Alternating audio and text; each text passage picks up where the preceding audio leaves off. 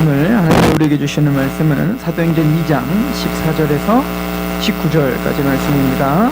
사도행전 2장 14절에서 19절까지 말씀입니다. 사도행전 2장 14절에서 19절. 제가 하나님의 말씀 봉독해 드릴 때 하나님의 음성으로 받으시길 소망합니다. 베드로가 11사도와 함께 서서 소리를 높여 이르되 유대인들과 예루살렘에 사는 모든 사람들아, 이 일을 너희로 알게 할 것이니 내 말에 귀를 기울이라. 때가 제3시니 너희 생각과 같이 이 사람들이 취한 것이 아니라 이는 곧 선지자 요엘을 통하여 말씀하신 것이니 일러스되 하나님이 말씀하시기를 말세에 내가 내 영을 모든 육체에 부어주리니 너희의 자녀들은 예언할 것이요 너희의 젊은이들은 환상을 보고 너희의 늙은이는 꿈을 꾸리라. 그때에 내가 내 영을 내 남종과 여종들에게 부어주리니 그들이 예언할 것이요 또 내가 위로 하늘에서는 기사를 아래로 땅에서는 징조를 베풀리니 곧 피와 불과 연기로다. 주의 크고 영화로운 날이 이르기 전에 해가 변하여 어두워지고 달이 변하여 피가 되리라. 누구든지 주의 이름을 부르는 자는 구원을 받으리라 하였느니라. 아멘.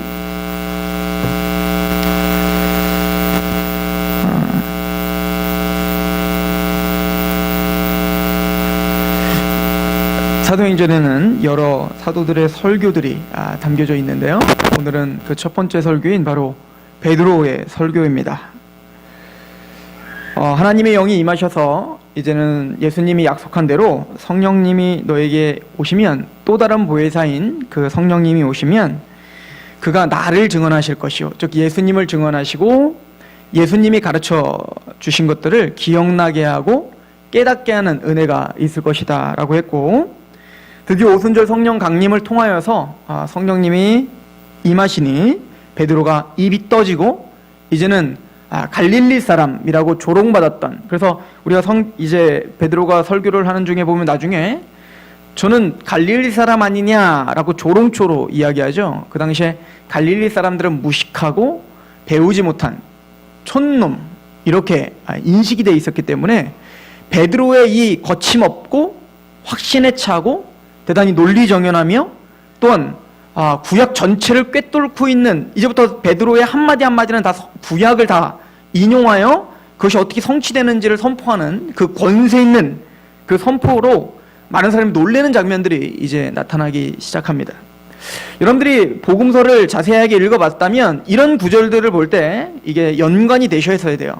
마태복음 10장에 예수님이 제자들을 파송하시면서 너희들은 두려워하지 말라는 거잖아요. 그죠? 너희를 영접하면 나를 영접하는 것이고 너희를 영접지 않는 건 나를 영접지 않는 것이다 라고 표현을 하시고, 또 너희가 무엇을 말할지 걱정하지 말라는 거 아닙니까? 내가 다 성령님께서 말할 것을 다 알려주신다는 거예요. 정말 예수님이 제자들에게 약속한 대로 베드로가 입을 열어 하나님의 큰 일을 선포하기 시작하면 하나님이 베드로를 들어 이제는 신구약을 꿰뚫는 그 하나님의 큰 일, 구속사, 즉 예수 그리스도의 복음을 힘있게 전파하고 있는 모습을 우리에게 보여주고 있습니다. 특별히 우리가 그 베드로의 이 설교를 통하여 제일 먼저 베드로가 이 오순절 강림을 해석하고 있는 장면이죠. 그래서 많은 사람들은 새 술에 취했나? 라고 조롱하고 있을 때 우리는 술에 취한 것이 아니다 라고 이야기하며 이것은 바로 요엘 선지자가 예언한 그 예언이 성취된 것이다 라고 선포를 하고 있는 장면입니다. 오늘 본문을 한번 보시면 17절에 베드로가 이렇게 선포합니다. 하나님의 말씀하시기를 말세에 내가 내 영을 모든 육체에 부어주리니 너희의 자녀들은 예언할 것이요 너희 젊은이들은 환상을 보고 너희 늙은이는 꿈을 꾸리라. 그때 내가 내 영을 내 남종과 여종들에게 부어주리니 그들이 예언할 것이요 또 내가 위로 하늘에서는 기사를 아래로 땅에서는 징조를 베풀리니 곧 피와 불과 연기로다. 이 요엘의 이 예언이 바로 적중했다. 즉 성령님이 강림하시고 지금 다른 언어로 이야기하고 있는 것이 바로 이 요엘의 선지자의 바로 예언이다 라고 이야기한 거예요. 즉 이 이야기는 베드로는 지금 오순절 강림, 지금으로부터 2000년 전의 일인데 그 2000년 전에 이미 말세다라고 선포하고 있었던 겁니다. 지금이 구약 전체가 기다렸던 말세, 마지막 때라고 말한 게 언제라고 믿었던 거예요? 베드로는 베드로 시대, 즉 그 사도 시대 때가 마지막 때라고 믿고 있었던 겁니다. 그러면 베드로가 잘못 알고 있었던 걸까요? 아니라는 거예요. 우리 기독교가 믿는 것은 마지막 때, 말세라고 하는 그 개념은 바로 오늘이 마지막이라고 알고 믿는 거예요. 히브리서 1장 2절에 보면 이런 귀한 말씀이 있는데요. 히브리 1장 1절부터 제가 한번 읽어볼게요. 옛적의 선지자들을 통하여 여러 부분과 여러 모양으로 우리 조상들에게 말씀하시니가, 즉 구약시대를 가리킵니다. 구약시대는 하나님은 여러 모양과 여러 부분으로 말씀하셨죠. 당나귀로도 말씀하시고 홍해가 갈라지는 역사를 통해 바알 숭배자와 싸우면서 전투 불이 나오고 막 여러 모양으로 하나님은 말씀하셨습니다. 그러나 2절을 보십시오. 이 모든 날 마지막에는, 마지막 날이죠, 말세죠. 마지막 날에는 아들을 통하여 우리에게 말씀하셨다. 무슨 얘기입니까? 히브리 기자도 예수님이 이 땅에 오신 거, 그 예수님이 십자가에 죽으시고 부활하시고 승천하신 이 구속사역이 이루어진 그때를 시작으로 이미 뭐요? 마지막 날이다 라고 표현하고 있는 거예요. 그래서 기독교적인 마인드는 바로 종말론적 시각을 갖고 사는 겁니다. 예수님이 초림 때부터 재림 때까지 이 때를 우리는 뭐라고 믿는 거예요? 말세, 마지막이라고 믿는 거예요. 그러므로 요엘이 예언된 그 마지막에 부어질 그 성령은 이미 이루어진 거예요. 구약에는 많은 선지자들이 새 언약의 시대, 즉 하나님이 이스라엘을 참다운 이스라엘로, 이 성전을 진짜 성전으로, 그죠?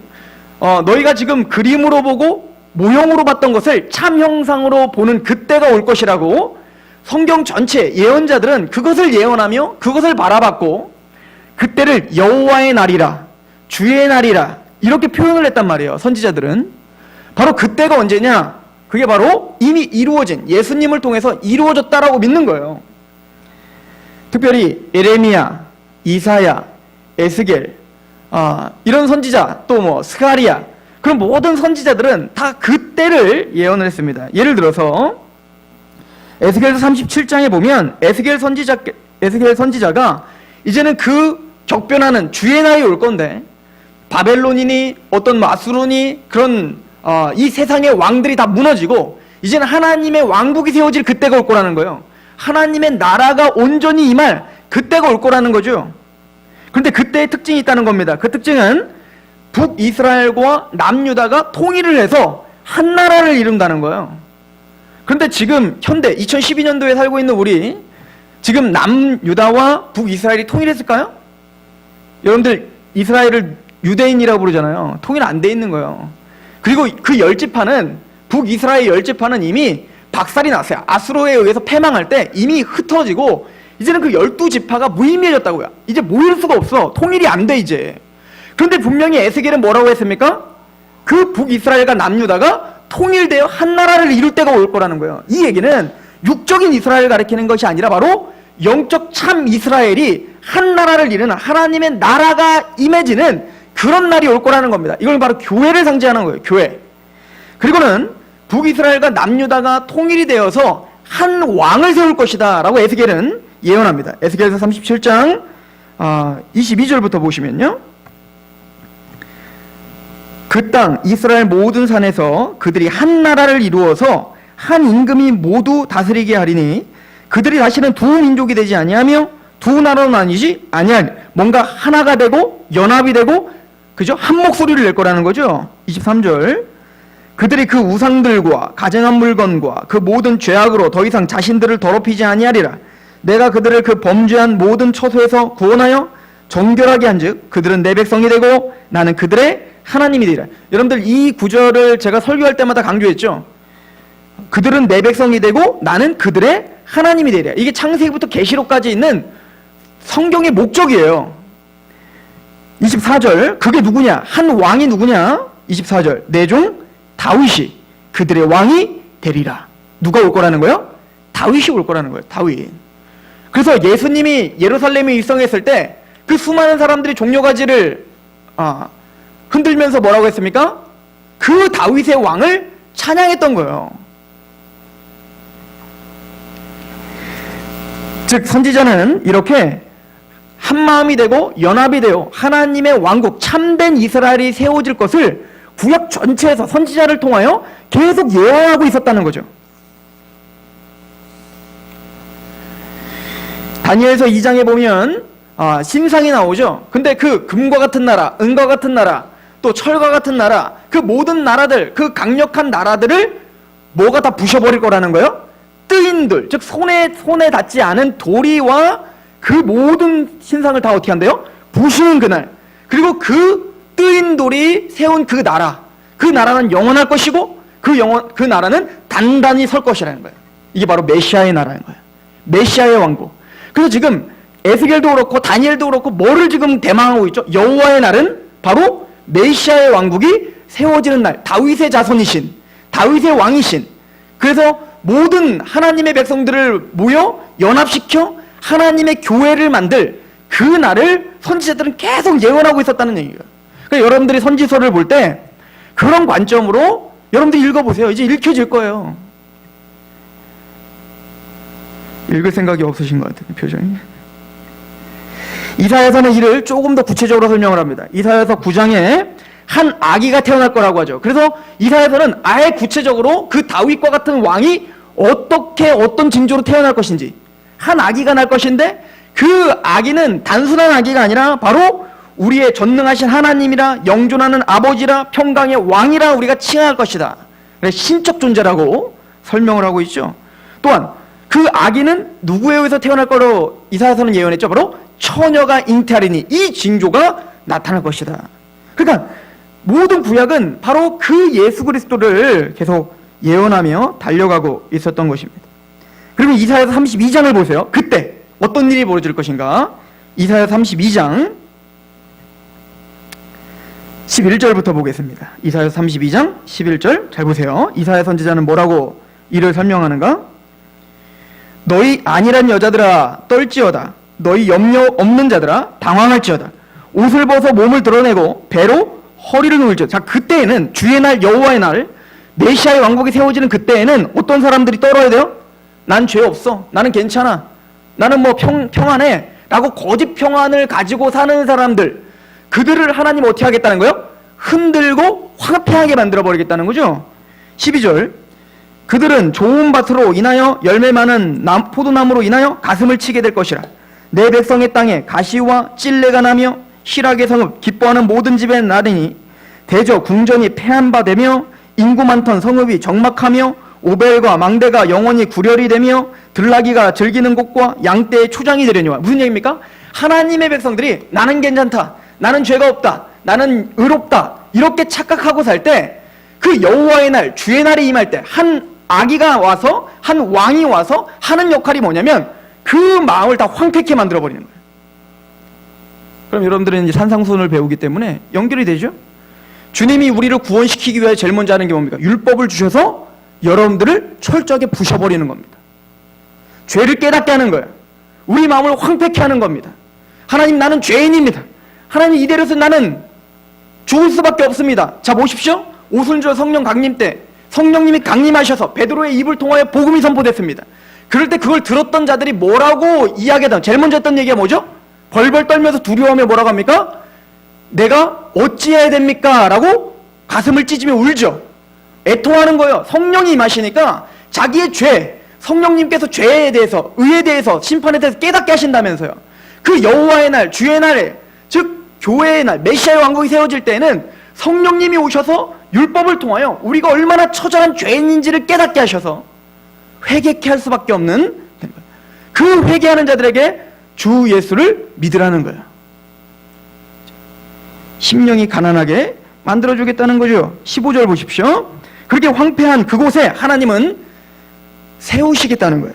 15절 마침내 위에서부터 영을 우리에게 부어주리니. 그날에는 뭐가 부어집니까? 하나님의 영이 부어지는 날인 거예요. 그 황폐케 되고 내가 사막이었구나, 내가 광야였구나, 나는 정말 아무것도 내 스스로는 만족할 수 있는 것이 없구나, 심령이 가난하게 만들어 놓고 거기에 누가 부어지는 겁니까? 성령이 부어지는 겁니다. 마침내 위에서부터 영을 우리에게 부어주시리니 광야가 아름다운 밭이 되며 아름다운 밭을 숲으로 여기게 되리라. 그때 정의가 광야에 거하며 공의가 아름다운 밭에 거하리니 공의의 열매는 화평이요 공의의 결과는 영원한 평안과 안전이라. 참 안식이 주어지죠.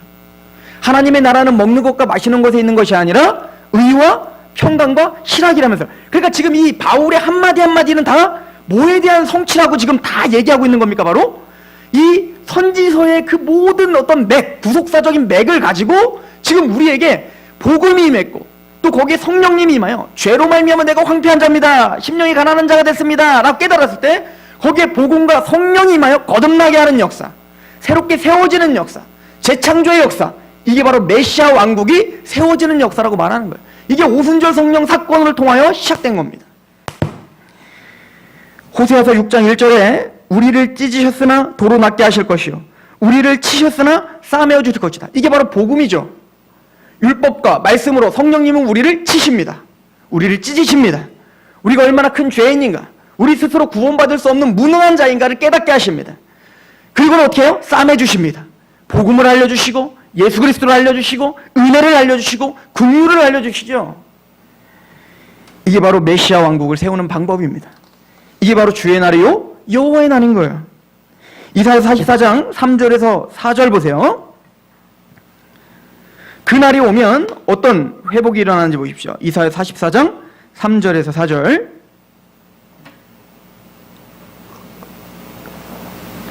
나는 목마른 자에게 물을 주며 마른 땅에 시내가 흐르게 하며 나의 영을 내 자손에게 나의 복을 내 후손에게 부어주리니. 그때는 뭡니까? 하나님의 영이 폭포수처럼 하나님의 백성에게 부어지는 날인 거예요. 구약시대에는 이런 날이 없었습니다. 구약시대에는 국지적으로 하나님이 필요한 사람들에게 사사나 선지자나 제사장이나 뭔가 필요할 때에 하나님의 영이 임했습니다. 그러나 보편적이지 않았어요. 그러나 이제 그 메시아 왕국이 세워지는 그때에는, 마지막 때에는 뭡니까? 하나님의 영이 폭포수처럼 임하는 거예요. 하나님의 백성들에게는 모두가 다 하나님의 영이 다 골고루 임하게 하는 역사가 이루어지더라. 이게 지금 모든 예언서들이 예언하고 있는 바입니다. 그래서 사도 베드로는 이 모든 예언을 주님이 깨닫게 하셔서 그렇구나, 요엘서에 예언한 이 마지막 때가 바로 오늘이구나 라고 깨달았던 거예요. 성령이 부어지는 거,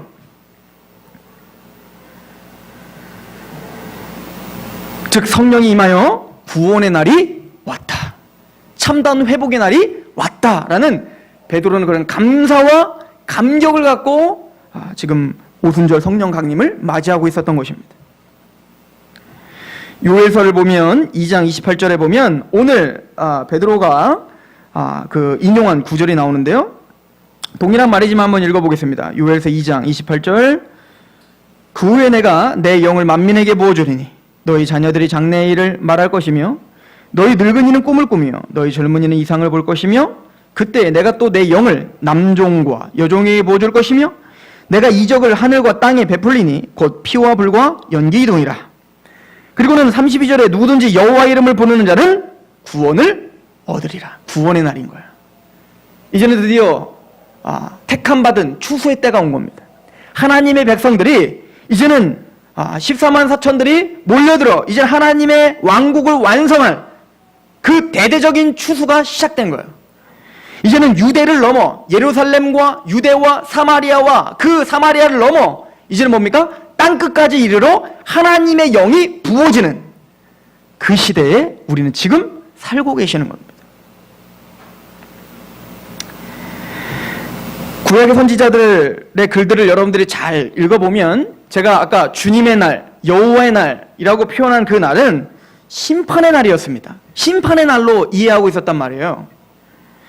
그런데 선지자들은 심판과 회복을 항상 같이 해요. 여러분들 이사야서도 심판에 대해서 반을 이야기하고 반 전체는 다 뭐예요? 회복에 대한 이야기를 하고, 모든 선지자는 다 뭡니까? 다 좋은 얘기만 하지 않아요. 제일 먼저 뭐예요? 심판에 대한 이야기를 합니다. 그리고 회복을 이야기합니다. 왜냐하면 그 주의 날 하나님의 교회, 메시아의 왕국이 세워지는 그때 구원이 임해요. 하나님의 택함받은 백성들은 구원을 임하지만 그때는 믿지 않는 사람들, 하나님의 복음을 조롱하며 그 복음을 대적하는 자들에게는 심판의 날인 거예요. 예수님이 재림하시는 그때가 온전한 심판이겠지만 마지막 때인 지금도 심판의 때입니다. 이거를 예수님은 이렇게 설명을 하셨죠. 요한복음 3장 18절, 여러분들이 잘 아는 말씀이에요. 그를 믿는 자는 심판을 받지 아니하는 것이요 믿지 아니하는 자는 하나님의 독생자의 이름을 믿지 아니하므로 벌써 심판을 받은 것이니라. 이제는 여러분들이 전파하는 이 복음을 전하고 성령님의 역사하는 이 시대에는 이제는 그 복음을 받아들이지 않고 거부하는 것은 이제는 그 복음을 들고 우리를 인쳐주시고 역사하시는 그 성령의 사역을 거부하는 것이고, 이거를 주님은 성령 회방죄라고 했고, 그 성령 회방죄는 이 생에서나 내세에서나 회개할 수 없고 용서받을 수 없는 죄다라고 선포를 하셨죠. 그러므로 예수 그리스도를 믿고 구원받은 우리는 구원의 날이지만, 복음을 듣고도 그 복음을 거부하는 그들에게는 심판의 날입니다. 이게 바로 여호와의 날이요 주의 날인 거예요. 물론 이것이 가시화되어서 완성된 심판의 날, 완성된 여호와의 날, 완성된 주의 날은 예수님이 재림할 때 성취될 것입니다. 베드로전서 2장은 이거를 조금 더 자세하게 설명을 해주고 있는데요. 요엘서 2장 28절에 보면 이런 설명이 나와 있어요. 요엘서 2장 31절을 제가 한번 읽어드릴 테니까 잘 들어보세요. 여호와의 크고 두려운 날에 이르기 전에 해가 어두워지고 달빛이 같이 변하려니와 누구든지 여호와의 이름을 부른 자는 구원을 얻으리니 이는 나 여호와의 말대로 시온산과 예루살렘에서 피할 자가 있을 것이며 남은 자 중에 나 여호와의 부름을 받은 자가 있을 것임이라. 주의 이름을 부르는 자는, 여호와의 이름을 부르는 자는 다 구원을 받는데 그 뒤에 어떻게 부연 설명을 하고 있죠? 나 여호와의 부름을 받을 자, 남은 자, 하나님의 전적인 주권 가운데 불러주시는 자가 있다는 거예요. 그들은 구원의 날입니다. 그러나 그런 은혜를 경험하지 못하는 자는 심판의 날이 될 것입니다. 베드로전서 2장에 본 베드로 사도가 이를 이렇게 설명합니다. 보십시오. 베드로전서 2장 6절. 성경에 기록되었으되 보라 내가 택한 보배로운 모퉁이 돌을 시온에 두노니, 예수님이죠? 복음입니다. 그를 믿는 자는 부끄러움을 당하지 아니하리라 하였으니 그러므로 믿는 너희에게는 보배이나 믿지 아니하는 자에게는 건축자들이 버린 그 돌이 모퉁이의 머릿돌이 되고 또한 부딪히는 돌과 걸려 넘어지게 하는 바위가 되었다. 즉 그 반석이신 예수님, 그 복음은 믿는 우리에게는 보배의 돌이에요. 우리 반석이 되는 돌입니다. 그런데 그것을 거부하는 자들은 뭡니까? 부딪히게 하고 깨지게 하고 재앙을 맞게 하는 돌이에요. 그들이 말씀을 순종하지 아니함으로 넘어지나니, 잘 들어보십시오. 이는 그들을 이렇게 정하신 것이라. 그럼 우리는 9절. 그러나 너희는 택하신 족속이요 왕같은 제사장들이요 거룩한 나라요 그의 소유가 된 백성이니. 지금 이 택한 백성, 소유가 된 백성, 왕같은 제사장, 이 모든 칭호들은 이스라엘, 하나님의 택함받은 이스라엘 국가에게 주어졌던 칭호들이에요. 구약의 전체. 즉 뭡니까? 아까 제가 설명했죠? 주의 날, 여호와의 날, 하나님의 메시아 왕국이 세워진 날은 온전한 12지파, 온전한 뭡니까? 하나님의 이스라엘이 회복되는 날이라고 했잖아요. 즉 우리가 그 예루살렘, 우리가 그런 이스라엘, 그 교회가 되었음을 선포하고 우리는 택함을 받았다, 부르심을 받았다 라고 하는 것을 강조하는 거예요. 요엘의 예언이 이렇게 적중됐다 라고 하는 것을 우리에게 보여주고 있는 구절들입니다.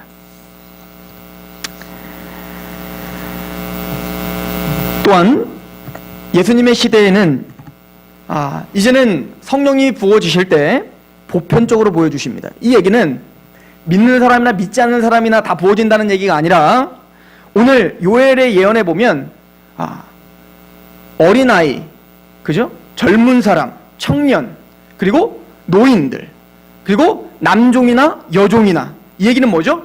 남녀노소, 신분, 어떤 신분이든 이제는 예수 그리스도를 영접하고 하나님의 성령이 보편적으로 부어지는 날이다 라고 하는 것을 이야기하죠. 고린도전서 12장 13절. 우리가 유대인이나 헬라인이나 종이나 자유인이나 다 한 성령으로 세례를 받아 한 몸이 되었고, 또 또 다 한 성령을 마시게 하셨느니라.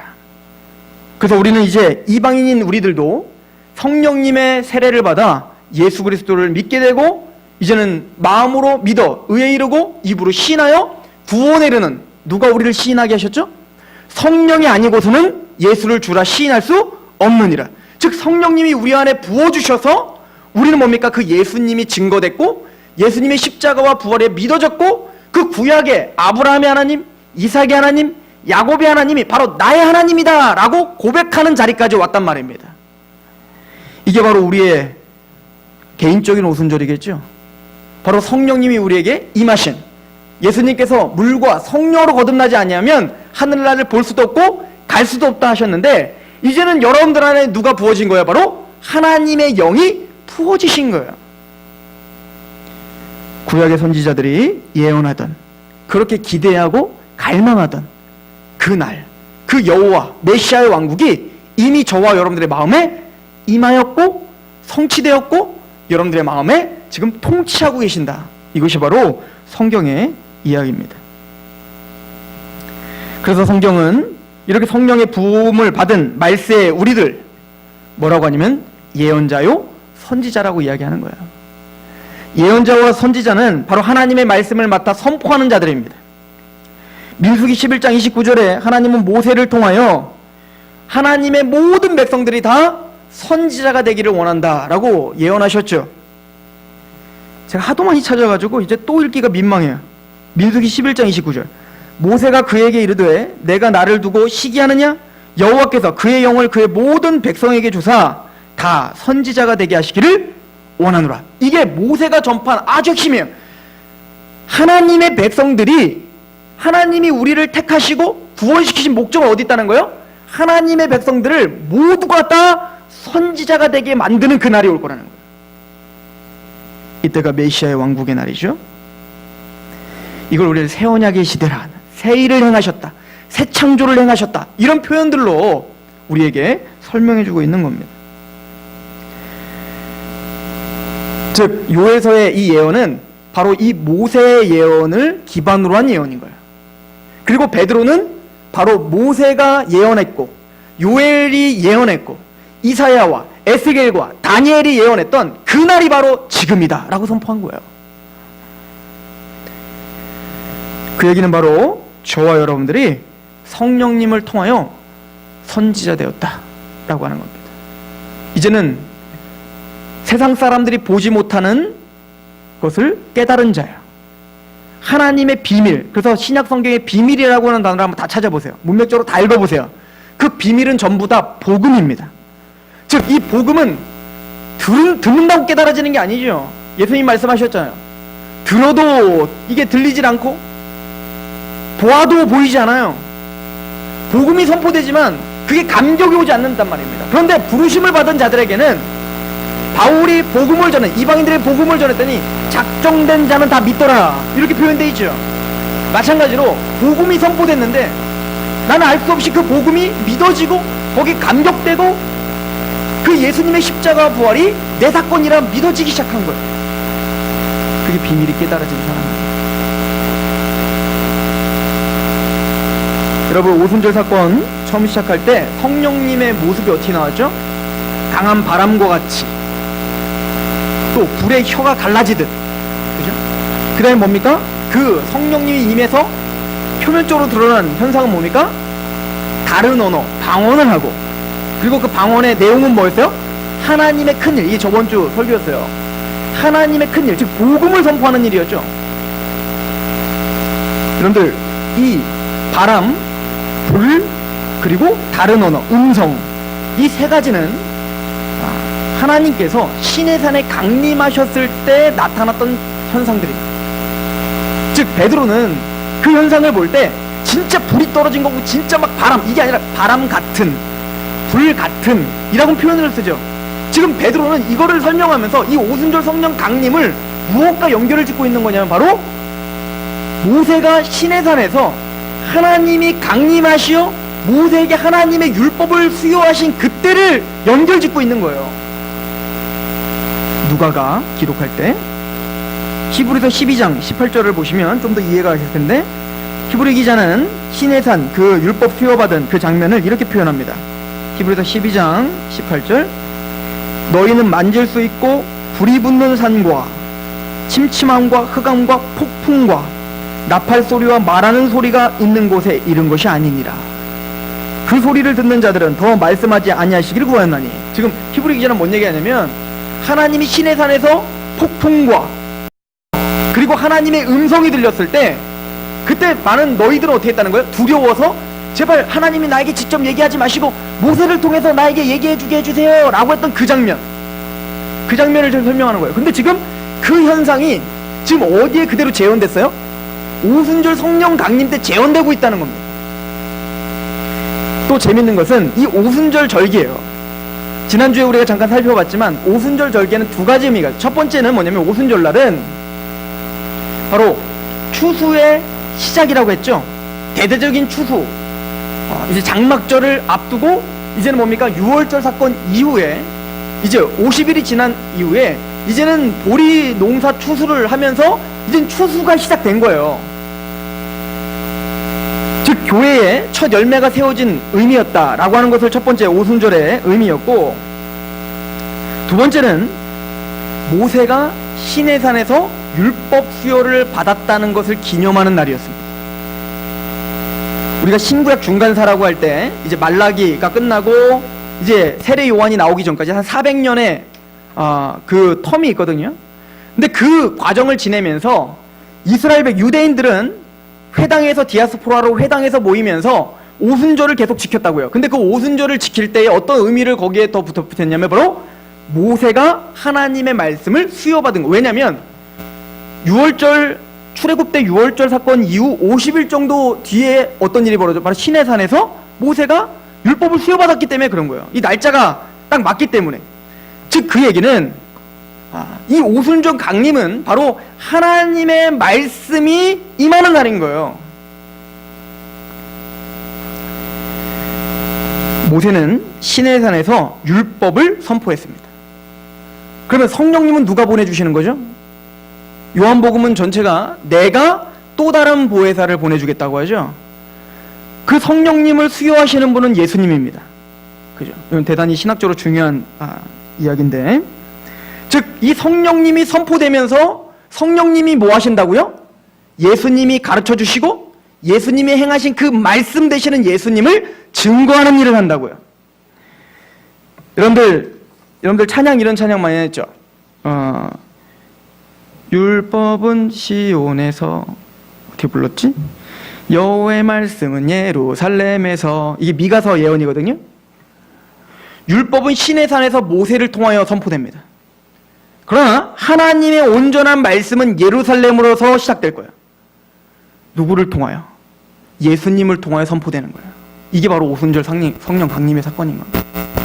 예수님을 통하여 예루살렘에 모인 하나님의 백성들에게 성령이 임하시니 드디어 복음이 선포되기 시작했습니다.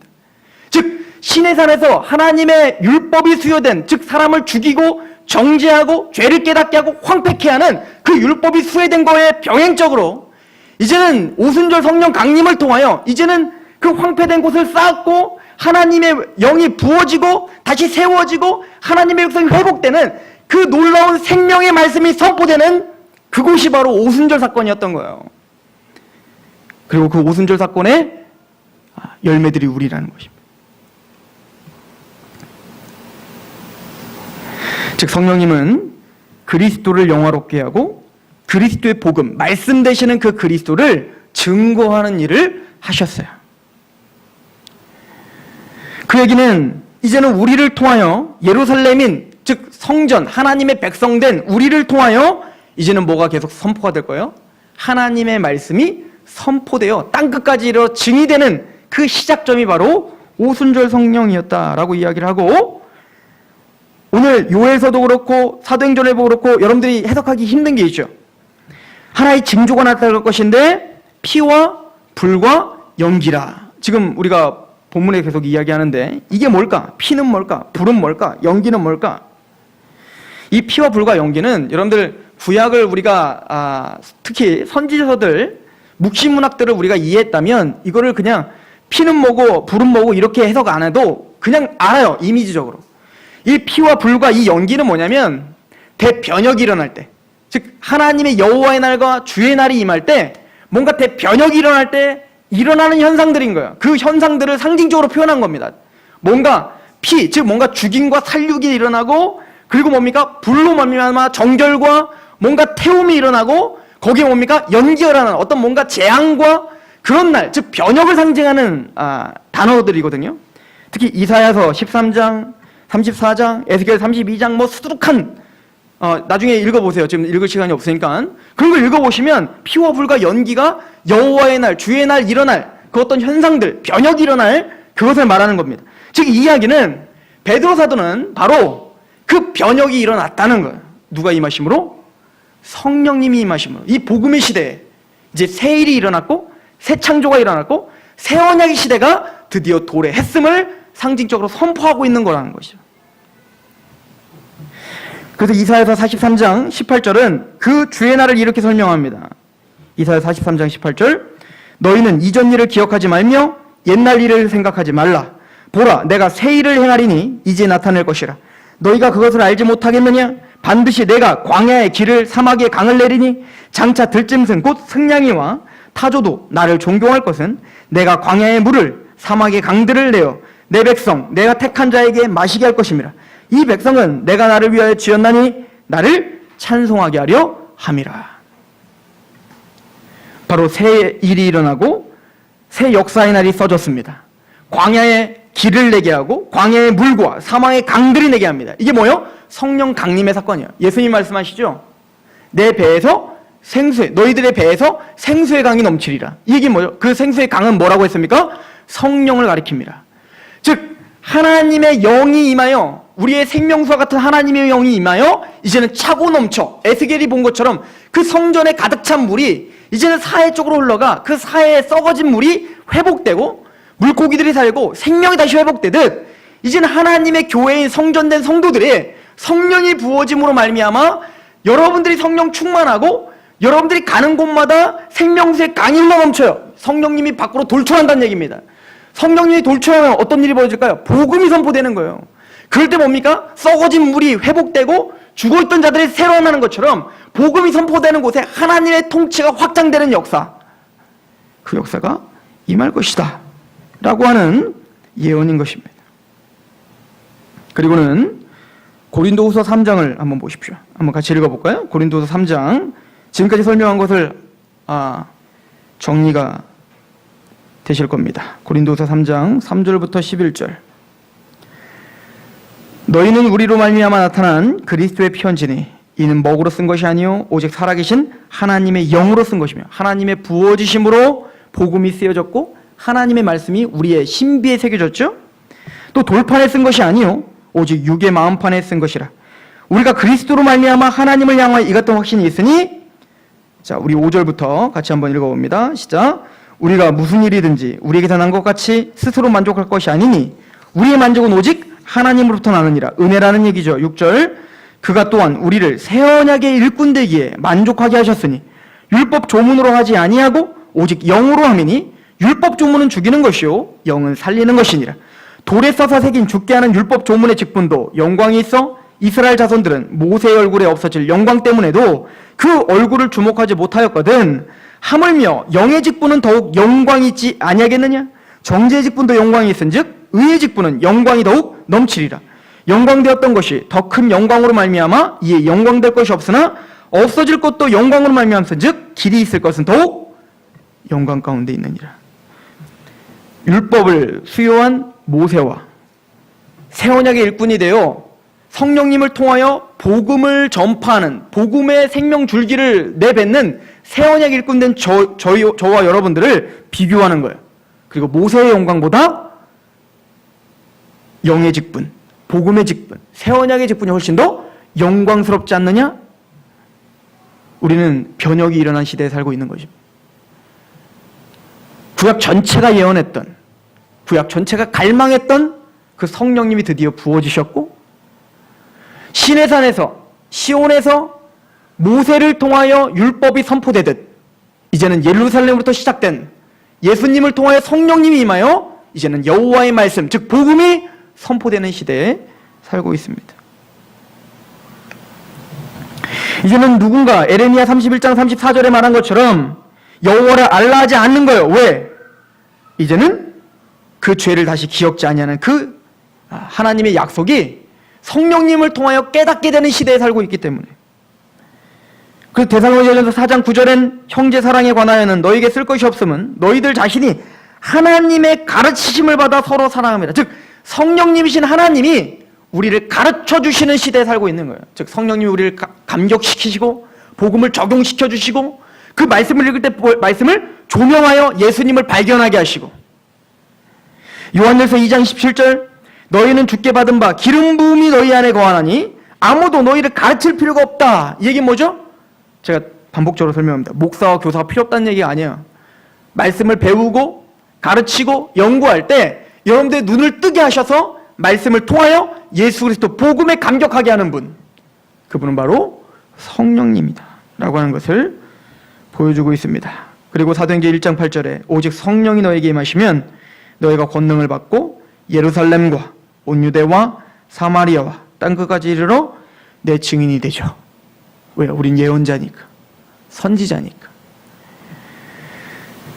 여러분들은 바로 구약시대에 예언됐던 내 백성들이 다 선지자가 되길 원한다. 그 예언의 성취심을 믿으십니까? 모세를 통해 선포됐던 율법보다 그 성령님의 은혜로 믿어져 여러분들의 입술로 고백되는 이 복음의 새 언약의 역사가 훨씬 더 영화로움을 믿으십니까? 저는 오늘 설교를 정리하면서 이 생각을 해봤어요. 우리가 선지자라고 믿는다면